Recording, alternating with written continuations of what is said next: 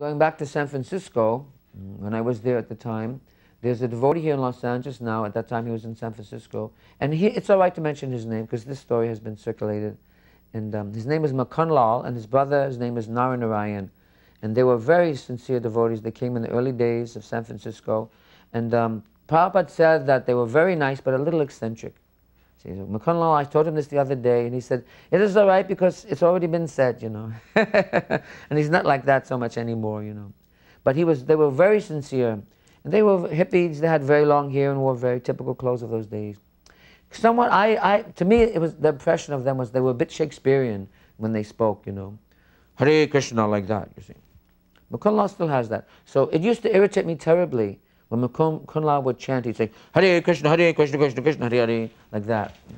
And I would get very disturbed during the kirtans. So we had arranged this engagement that Makanlal did in the YWCA in Berkeley. And we went along in the car with Srila Prabhupada. I drove him and drove him back. I believe Makanlal was in the car going, but not coming back.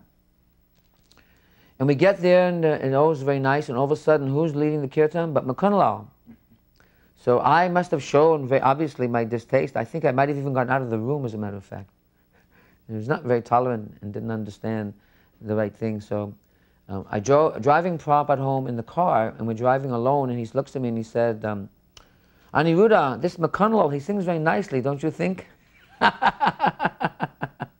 So I had to say, Jai, Prabhupada. But then I understood, you know, gradually, now that Trinat api suni chena tarapi sahishnuna amanina manadena kirtaniya sarari.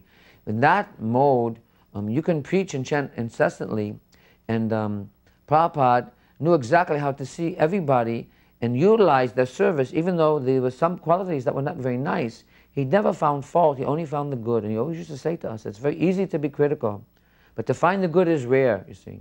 And that was not my quality, but I'm beginning to understand that when I reflect on these things now. How magnificently, that is the real way to preach.